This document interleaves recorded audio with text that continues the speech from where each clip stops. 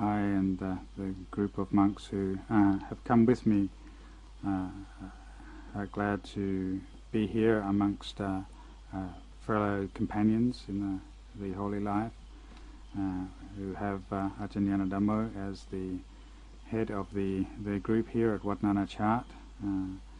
Ajahn and I are friends in the practice. We practiced together with Ajahn Chah in the old days, and it's an opportunity for myself now to meet all of you, my companions and friends in the Dhamma. All of you have faith in the practice and in the development of the citta. Those who have interest in developing knowledge and wisdom in the Dhamma and the teachings of the Buddha's path, and his path of practice as taught by Ajahn Chah, so that we can develop both understanding, comprehension, and a clear knowledge of the path. Today I want to open up the opportunity for a conversation, so I can maybe convey some experience and some of my own knowledge and understanding of the path to you. And so I see this as an opportunity, because many of you have experience in practice, as an opportunity for exchange of ideas, conversation, and the answering of questions. And I will try to convey any understanding and knowledge I have to all my friends and companions here who have a deep faith and conviction in the practice of Buddhism.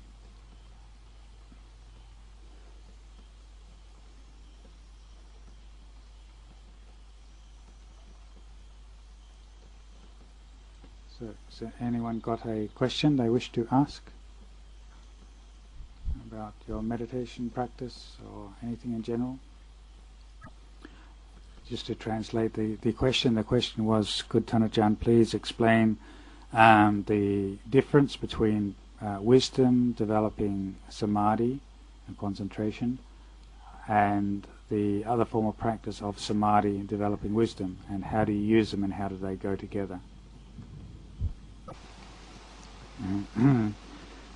The question of whether developing wisdom, which leads to the development of samadhi, or the other aspect of the question of samadhi and developing the mind so it leads to wisdom, those two questions have to be, two aspects to the question have to be broken up and answered separately.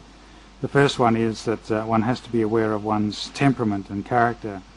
If you're one that likes to think, likes to investigate, likes to contemplate and reflect, then we can find that if we say look at a sutta, contemplate the body, or do a mantra like Buddho, and we find that our mind continuously gets caught in thinking and speculation, then we should try to develop investigation or contemplation, so that we're using the wisdom aspect to train the mind to peace and tranquility. For example, we use the contemplation of death, or maranasati. We reflect on our own death and the death of others and death of other beings. And by doing so, we are able to see that all beings die and must die, that we too will die. And because of this reflection and contemplation, by using the wisdom aspect, we're developing the sati and mindfulness and recollection of death, then that it inclines the mind towards peace and tranquility. And so this is the wisdom aspect leads to the stilling of the mind and the tranquility of the mind.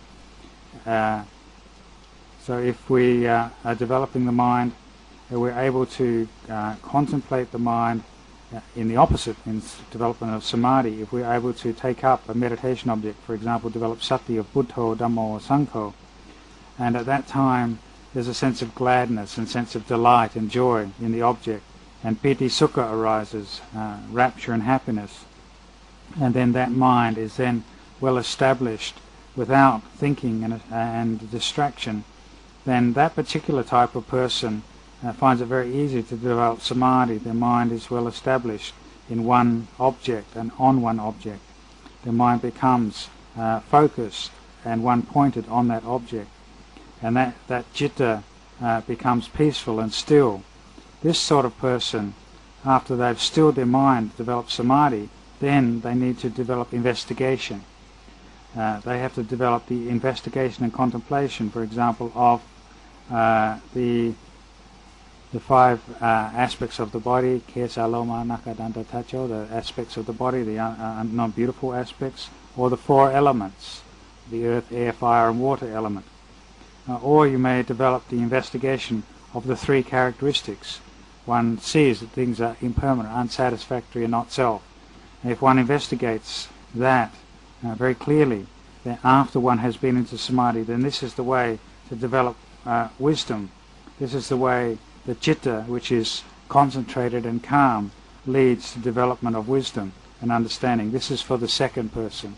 So the first person who likes to think and contemplate develops the investigation aspect, and that leads to the stilling of the mind. The second person who has a natural ability to develop a gladness and happiness on one object, they develop samadhi. Then they must develop the investigation and contemplation of characteristics so that wisdom arises as well.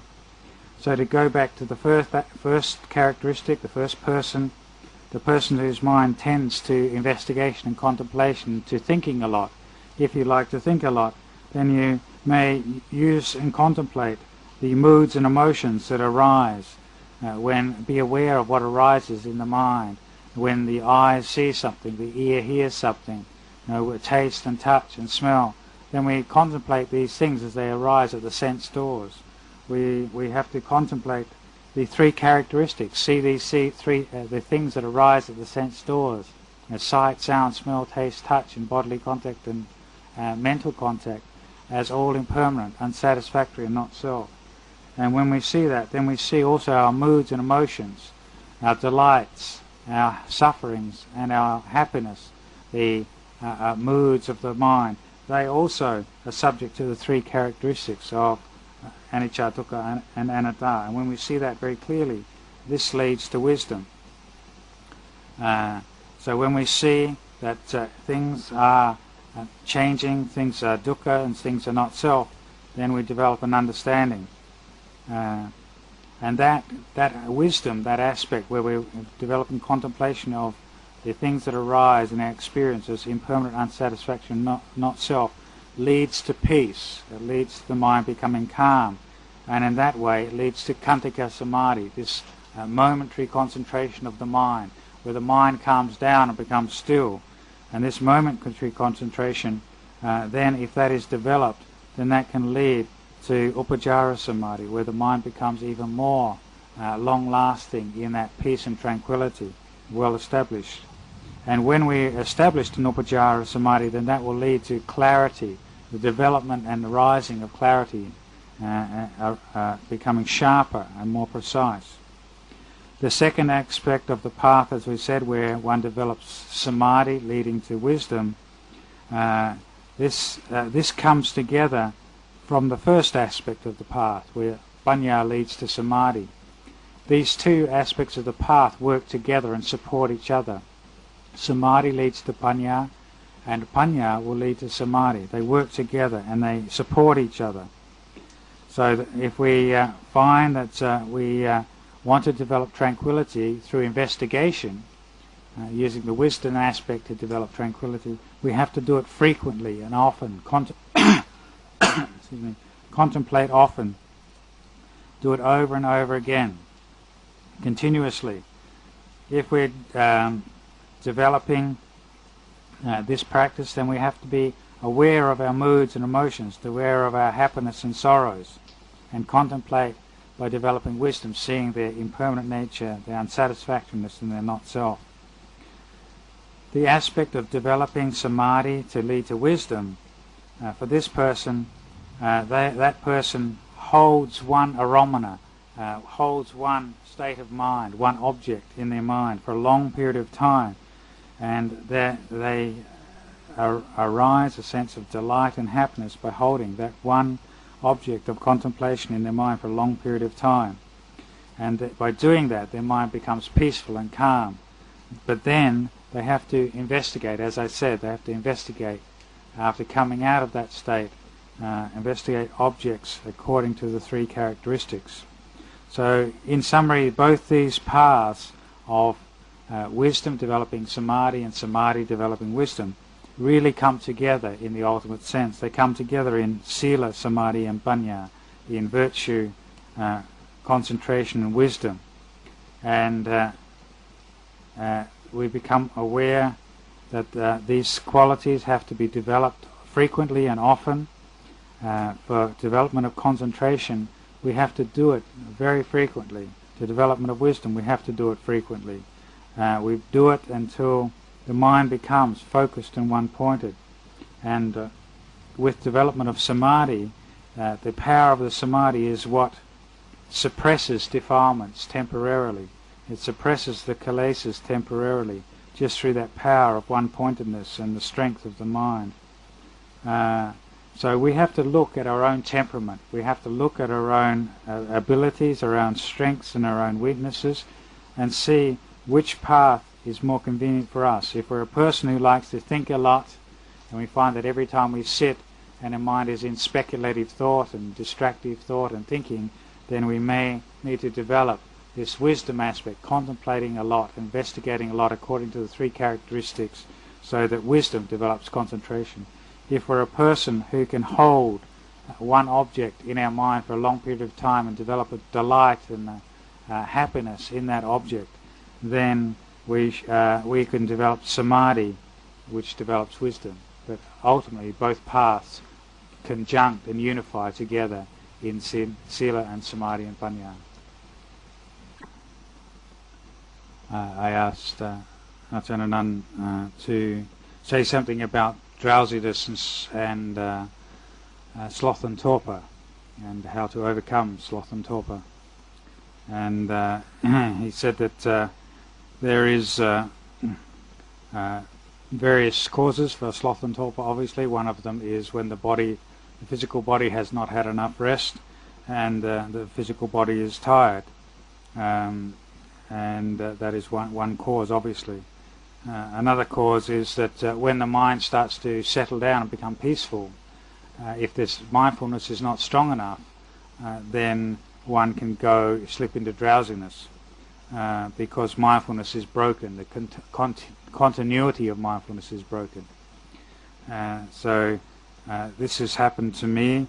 I before, when I was practicing, when the mind would get peaceful and the mind was very bright and clear, but outwardly I appeared to others to be drowsy. The body was slumped, and but I realized that my mindfulness was clear and bright and continuous, and so there is that quality too, where sometimes, not in all cases, but in some cases, some people may look from the outside as appear like you're drowsy, but actually the mind is very much in peace and the mindfulness is continuous.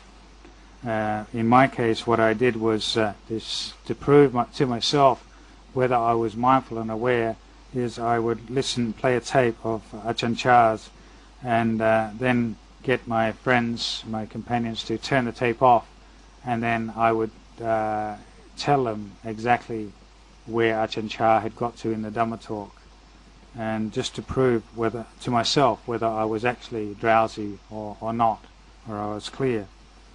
And so that's one way of testing. You've got to test to see and question whether you really are drowsy. There is one way where obviously the body does not have enough rest, and therefore the mindfulness is weak. That's out of a need from the body. There is the other type of drowsiness where, when the citta, the mindfulness, becomes more peaceful, the mind is settling down and going into samadhi, and it's becoming more and more still and tranquil, then the hindrances are overcome. There's no sensual desire, there's no ill will, there's no doubt, and there's no restlessness. But as the mind settles down on the object of meditation, then a dullness, a subtle dullness, sleeps in, and slips in. And that's because the mindfulness is too weak in the meditation. We need to develop stronger mindfulness.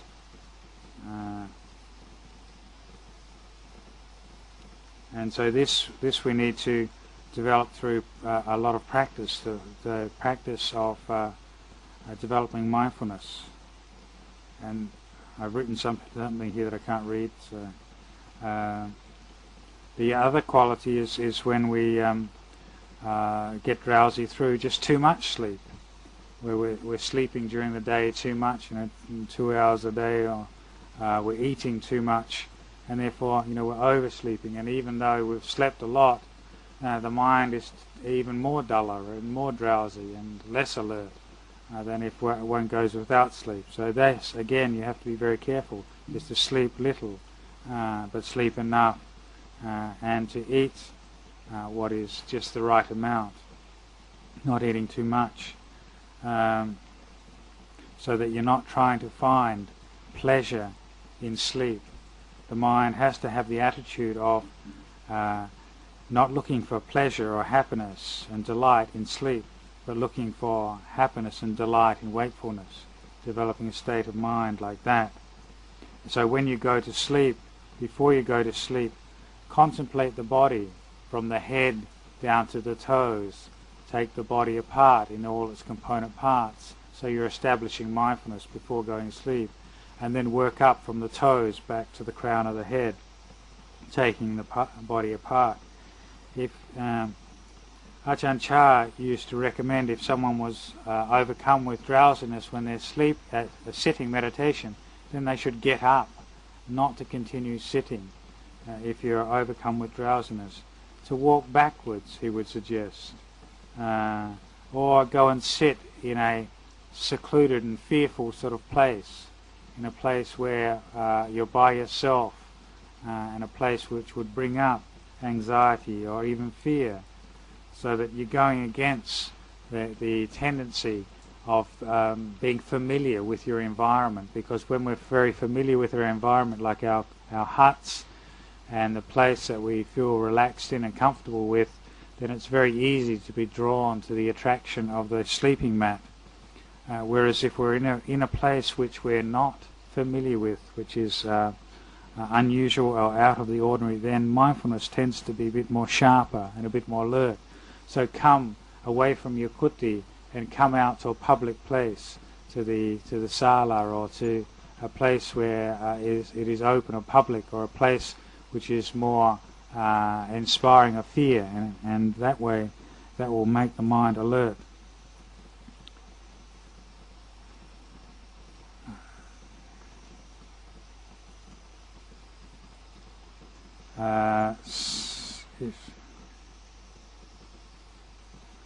So if you're getting drowsy, then you need to seek some advice as well.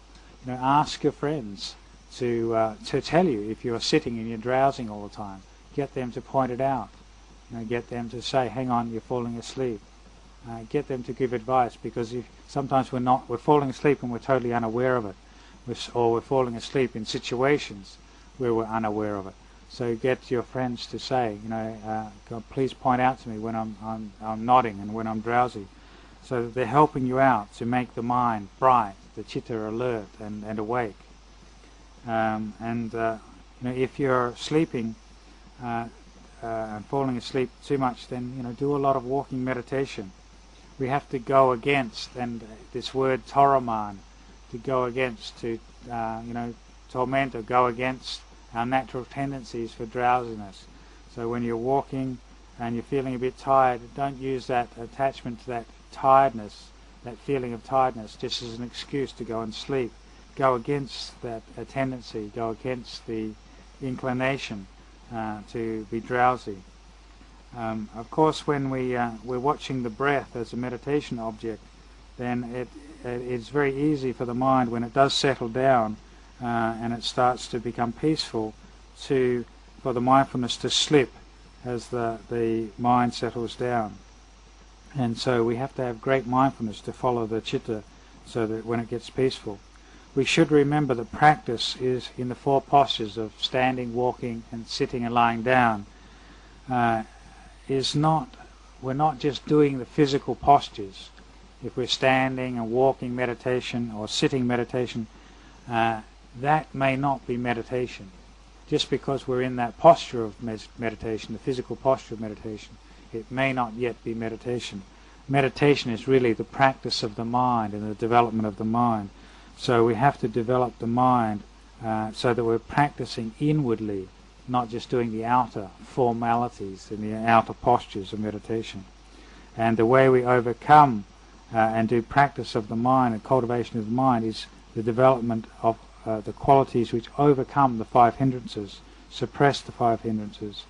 And we may need to do the development of a supagamattan. If you're falling asleep a lot, then don't watch the breath. Develop a supagamattan. Contemplate the body, pull the body apart, give work to the mind to do, so that the mind just doesn't fall into sleep and indulge in sleep.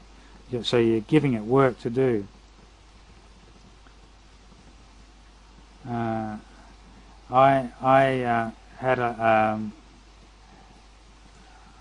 had problems when I was originally practicing with this. Sometimes I would have had enough food and enough sleep, but when the mind was settling down into tranquility, the body was getting very calm, the hindrances were overcoming, except for this last one of drowsiness. Sati was getting broken as the mind got very, very subtle and the mind got very relaxed on the object of meditation, and because of that the mind would go into drowsiness. And so when that was pointed out, then I would develop the clarity and refinement of sati. So the one way of doing that is sometimes I would, if I stayed up and practiced really late into the night, and I was practicing very hard, sometimes all through the night, and I still found myself getting drowsy, I would take a board and go and take that board and put it on the top of the well and sit on the edge of the well, so that the mind would become awake and bright.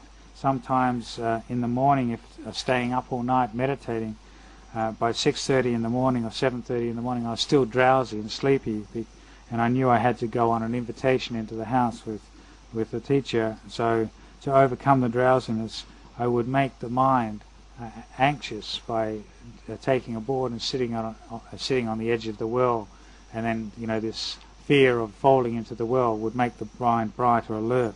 Or sometimes I would go up into the bell tower of Wat Pah Pong and sit right on the edge of the bell tower at the top of Wat Pah Pong to make the mind bright and clear and wake it up. But if you notice that you do something like this and the body is even still sleepy, then it's obviously time to give up and rest. The body is just too tired. If you put it in a situation which endangers it, and you're still falling asleep and it feels like you're going to actually fall off, then obviously you need to rest the body. You need to find a method for overcoming drowsiness. You need to train the mind and find skillful means, so that we find ways and techniques which are skillful and useful for training our mind, so that we can develop these higher states of Dhamma.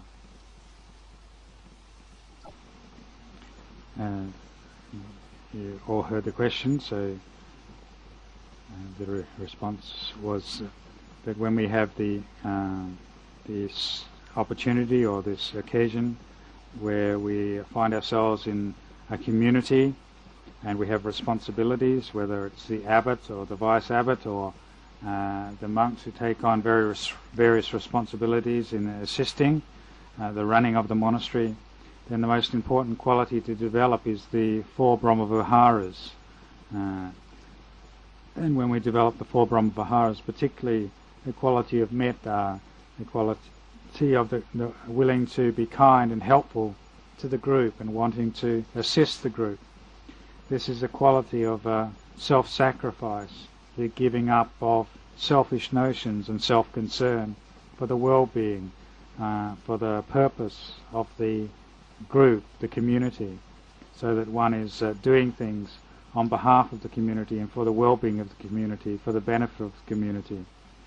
But when we have this quality of metta for doing things and sacrificing, our own desires and likes for the well-being and for the benefit of others in the community, we shouldn't also give up our own meditation. We should continue to develop our mindfulness and clear comprehension, to be aware of our physical body and be aware of our moods, to be aware of the mind. So when we're helping and doing acts of service, then also we continue to develop our meditation when we have the opportunity. So when there's a time that you're free, then do sitting and walking meditation, so that you overcome and resolve moods and feelings that come up through the sort of activities and the responsibilities and the problems that arise in looking after a community. And one of the most important things that we have to resolve in our moods and feelings is to overcome the perception of finding fault in others. So looking at others with negativity and the fault-finding mind, so that we're not looking down on others or criticizing others and finding fault in others. Because all of us are of different characters and different qualities, and we have different temperaments. And so it's important to have that as an understanding, as a foundation, that we're not all the same. When I was at Wapapong, Ajahn would establish a rabi-up, a routine and a schedule, and I would want that rabi-up myself. I would want that rabi-up and routine and schedule to be kept very strictly and very with a lot of kind of purpose and energy by the rest of the community. And Ajahn used to warn me and warn the other monks to be very careful not to be caught in the net of self. And I wondered what he meant by that, to be careful not to be caught in the net of self. Because I was very keen and sincere in wanting to do everything in the best possible way, and for the routine and schedule of the monastery to be impeccable and to be held very strictly. But we have to realize that there are great degrees and diversities of characters and temperaments. Some people keep the routine and the schedule and the rules of the monastery very loosely. Other people keep it mildly. Other people keep it very strictly. And if we just focus on others and what they're doing and what they are practicing, then we forget ourselves, and our mind will not be empty, our mind will not be free, because we're finding fault with others. So we have to be careful how we're looking at others, how we're looking down, whether we're looking down on others, and how we're looking towards others, whether we're looking towards them with kindness and goodwill, and just the wisdom to know the diversification of temperament, the diversification of opinions, and the diversification of views. And we have to be very careful not to attach to our views and to let go of our opinions, so that we're not caught in our own views and opinions. Otherwise we'll be like Ajahn says, we won't be careful and we'll get caught in the net of self, the net of self-views. So we need to develop our mindfulness and wisdom to be watchful of our moods and emotions. Sometimes when we're in a community, we get frustrated, or we want to leave the community, want to seek seclusion and solitude. But we should reflect, at this time we're living in a community, the here and now we're actually with the community. And so we should make our minds, establish our minds. At this point we're in the community, so I'll try to do my duties as best as possible, and as fully as possible, and as totally committed as possible, so that it is complete, full and perfect in every way. So I'm actually giving up for the benefit of my friends and companions in the holy life, and giving up to these other people. And that develops a sense of gladness in the mind, a sense of delight and a sense of joy. And that gladness and joy and happiness and delight makes one overcome the sense of the difficulty and the problem. It becomes much less, because one has this sense of giving and service to others. The other extremely important quality which I would like to mention, which is important when living in a community, is to be giving forgiveness to each other continuously and at all times, to be having an attitude of forgiving your fellow companions for the mistakes or the transgressions that they've made towards you, or your perceptions of their transgressions. Because when we have this attitude of forgiveness, then that leads to happiness and peace in a community. In a community like this, there is innumerable and various opinions, views and ideas on the ways things should be done. This nanajitang, the variety and diversification of opinions and views, and each person has them. But by realizing that with wisdom, then we can know that other people may not think exactly like ourselves, and we can have a sense of wisdom about that, and then we can be happy, not to get caught in our happiness and our sorrow and our delights and our sadness. We develop this wisdom and understanding of knowing the Buddha's path, and we use this life together in the community to its full benefit and its full potential.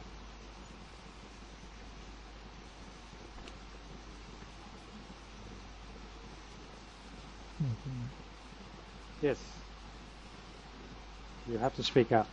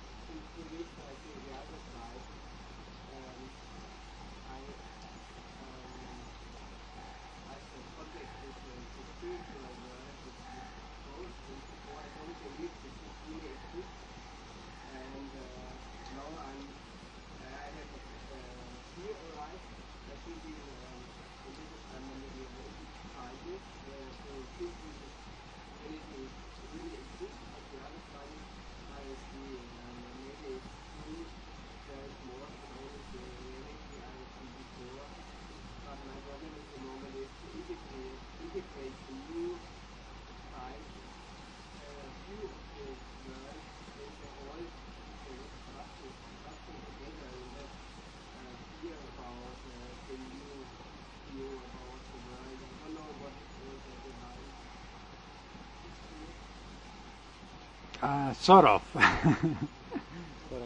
I'll try and translate some of that, and maybe the gist of that.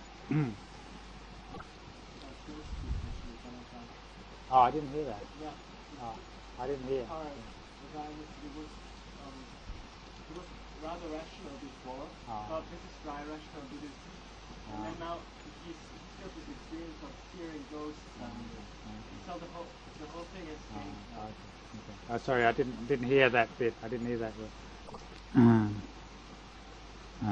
When we have done a lot of study and we have a lot of knowledge and a lot of understanding and information, whether it's about Mahayana Buddhism or Theravada Buddhism, we see that basically the teachings of both these traditions have their highest focal point, or their highest emphasis on the destruction of greed, hatred and delusion, with their end result focused on the ending of all suffering, the seeing of all conditions as impermanent, unsatisfactory and not self, and so that the purpose of the Buddha's teachings, whether it's Mahayana or Theravada, is the ending of all suffering, whether small suffering or great suffering, small happiness or great unhappiness.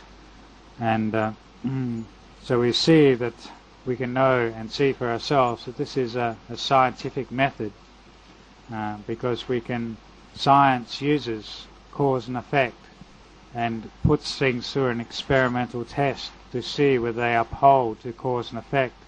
What with this cause, what is the effect? What with this cause is the consequence? And so in Buddhism we're using the same technique of scientific method, our experience and experiment with the scientific method to see the cause and effect of things. What with this technique leads to what consequences. And we can see that we can apply the methodology of science to the arising of suffering. When suffering arises, what is its cause? Where does it come from? We see that it arises through craving, through clinging, through attachment. We're going to apply the scientific method to our fear. When fear arises, whatever that fear arises, whatever the cause of the fear, we can see the nature of fear and say, where is that arising from? And we see it in terms of the scientific method of what's its cause, where does it come from? And we see that its cause comes from attachment to the five khandhas, attachment to this body, attachment to this mind, the fear of death of the body, fear of the breaking up of the mind. This leads to upadana. This upadana, this attachment to the five khandhas, then leads to fear when we feel that the five khandhas are challenged in some way. And so what we're really afraid of is not afraid of other beings, but afraid of death. That's what we're really afraid of. And we're afraid of death because of our love of life and love of self, our attachment to life and our attachment to self. And it is that what you're really afraid of. So what we're doing is practicing to let go of feeling, let go of being afraid. We're practicing to let go of thoughts. We're practicing to let go of feelings. We're practicing to let go of this attachment to the five khandhas. So you shouldn't believe this. You only know it through practice. I'm not asking you to believe this. I'm asking you to practice according to cause and effect, and using the scientific method to see what's the cause of your suffering. And this scientific method is just this path of sila, samadhi and panya.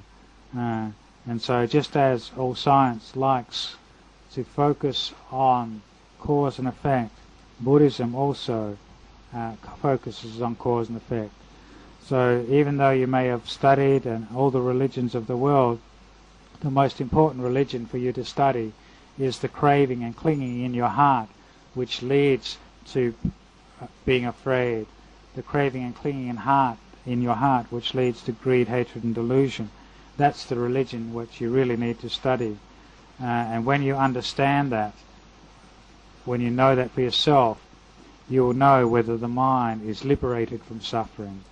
When you see that upadana is the cause for suffering, and then you practice to cut off that cause of suffering, then you can see whether upadana is being cut off, and you can know that for yourself.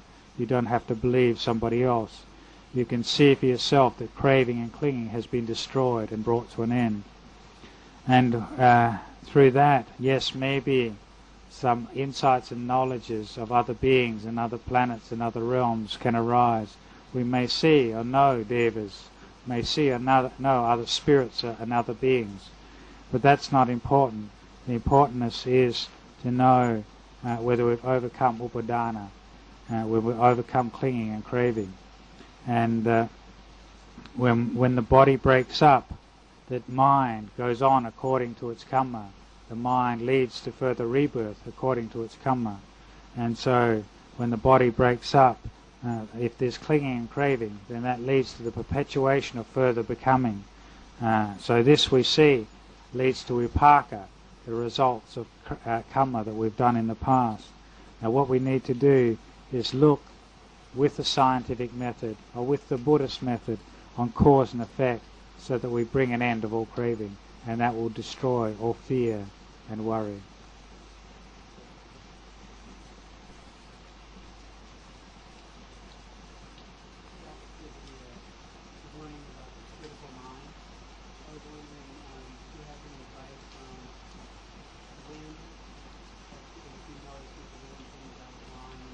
Is there any time when you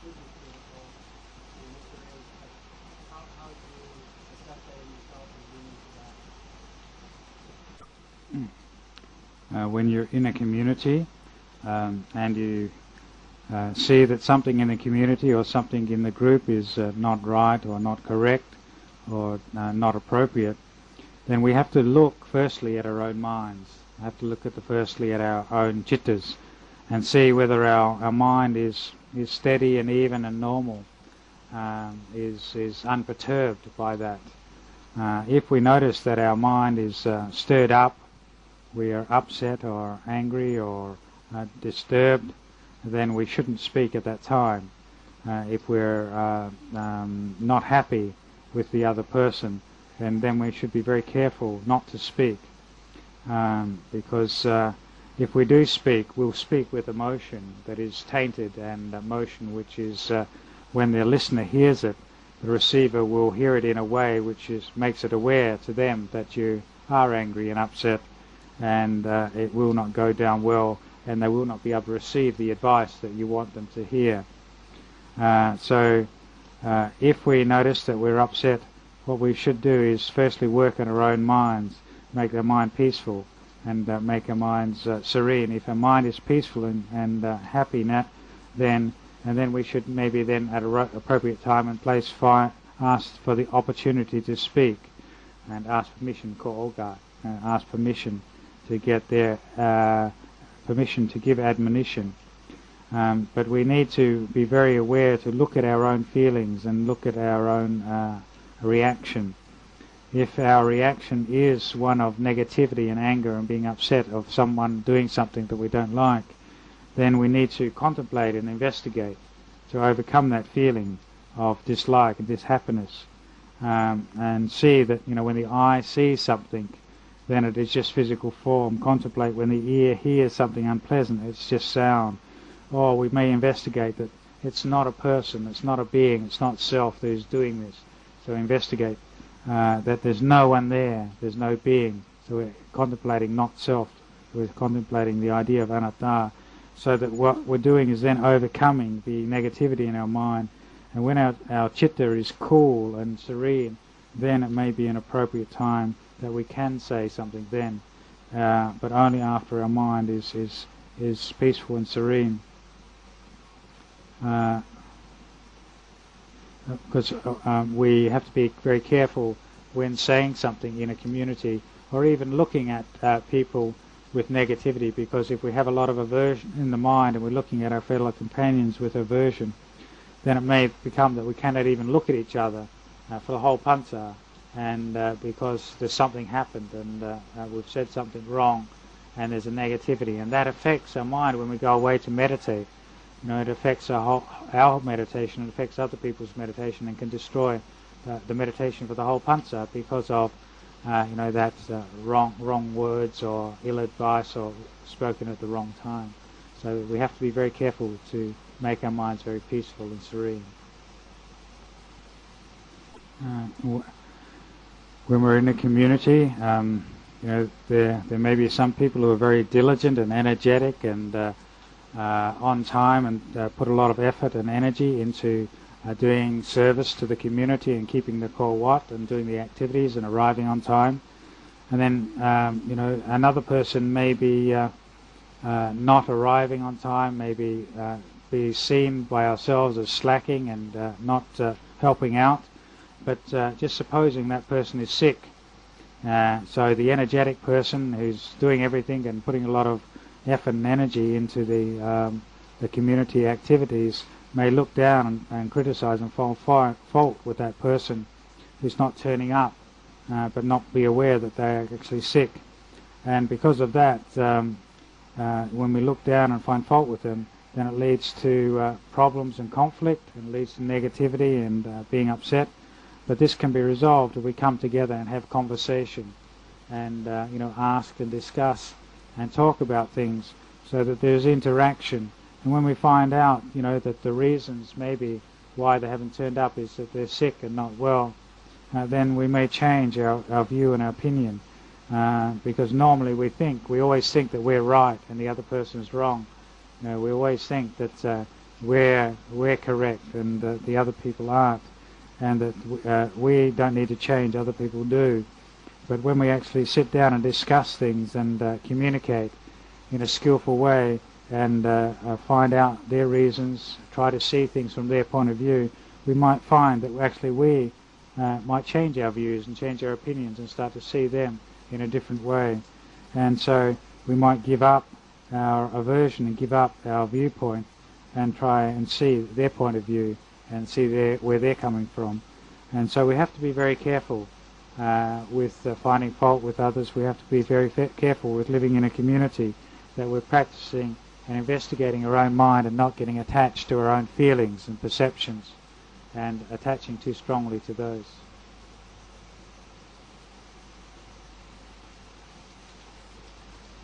Sometimes when you share merit, say after meditation or during chanting, you share merit with other beings.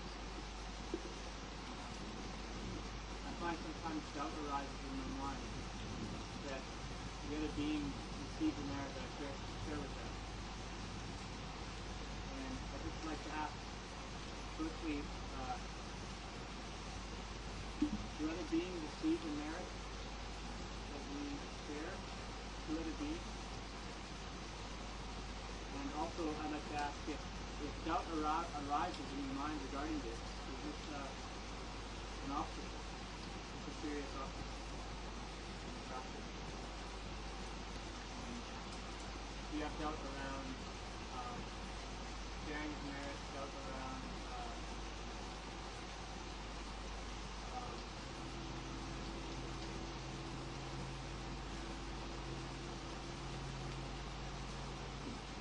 sharing of the merit of beings and other realms? If you have doubt regarding that, is that an obstacle? When we develop loving kindness meditation, or the state of mind of metta, and the mind, the citta, is peaceful and calm, then we may share the merits, or share the merits of that goodness and that peaceful state and that tranquility and loving kindness to other beings. When we do so, that is meritorious, that is punya, that is merit.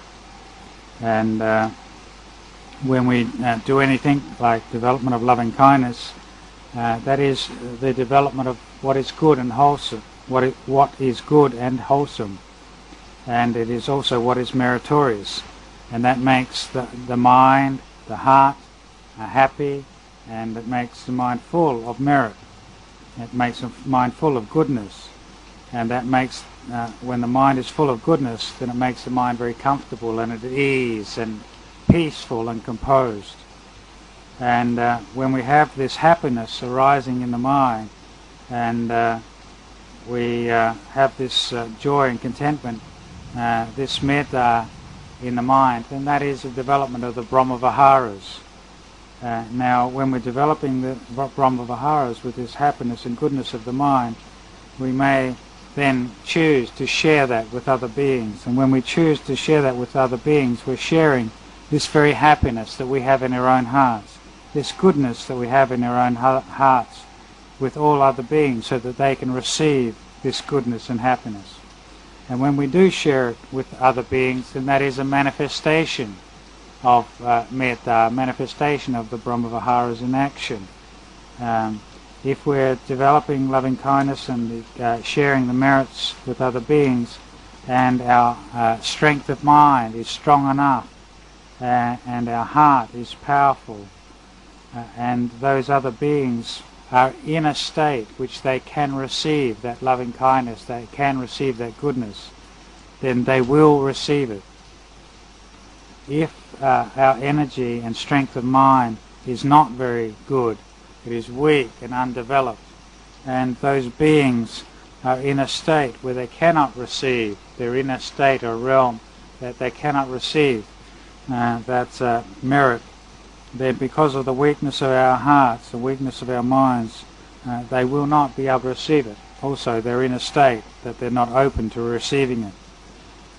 When I was practicing with Ajahn, when he was still alive, I would, when the mind was peaceful and I come out of meditation, I would spread loving kindness and share the merit of my practice with Ajahn and when the mind was peaceful, I would just sit and think about Ajahn Chah and spread loving kindness to him. And then when I'd go over and see him, he would comment and say to the effect, "You don't have to worry about me, worry about yourself."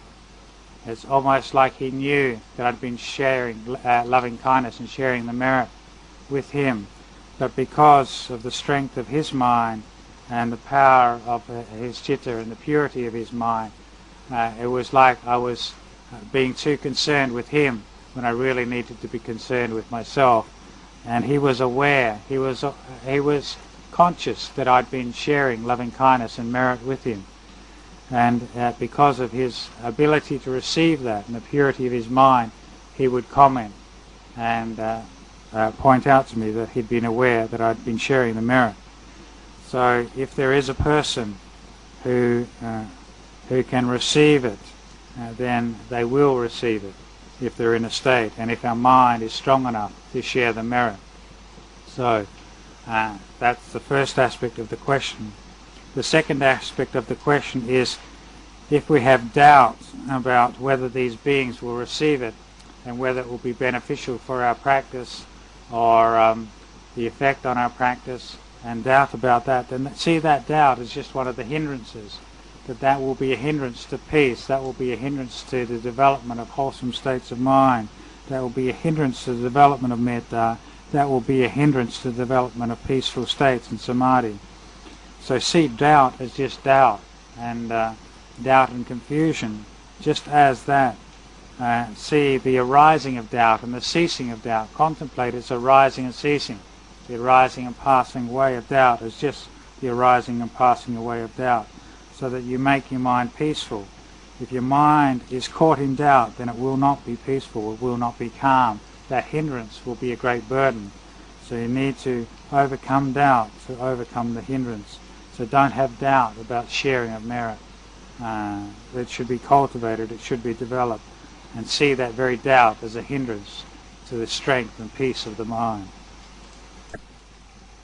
The question was that how do you practice when you have feelings of joy and gladness and delight arising, when there's the piti, sukha arising?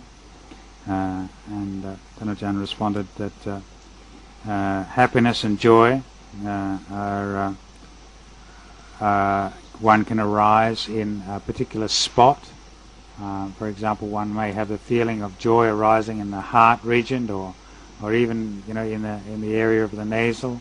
One can be aware of the sense of just rapture and joy arising in the body as a feeling. It may feel cool and comfortable and just very serene and rapturous, with a sense of gladness there. Then if one develops that, then that becomes more solid and more stable and more strong, and there's a very deep sense of bliss and pleasure and happiness that goes together with that joy. And that rapture and joy and happiness, those two qualities of piti sukha, they're the energy for samadhi. That's the force, the power behind samadhi, and the force that leads to samadhi. So one may be developing buddhanussati, recollection of the Buddha and the qualities of the Buddha, or dhammanussati, recollection of the qualities of the teachings, or sankhanussati, recollection of the qualities of the Aryans, as a mindfulness meditation. And that leads to this sense of rapture and joy arising in the mind. So when rapture and joy becomes very strong, then we should be aware that this has arisen. We should know that sukha, is happiness, is just a feeling. It is a feeling. That feeling is anicca, dukkha, anatta. It is impermanent. It is unsatisfactory and not self. It is not self. It's something which arises because of a cause and will cease because of a cause. We see its arising. We see its passing away. And when this piti becomes more developed, it may become stronger. It may arise more frequently. In the beginning, when we experience rapture and happiness, that joy is often taken to be self. It is our rapture, our happiness. We see the pleasure as ourselves, as experiencing pleasure. We see the joy as me and mine. But when we develop wisdom and contemplation, then we'll start to see that pleasure is just a pleasurable feeling. It is neither me, mine, or owned by self.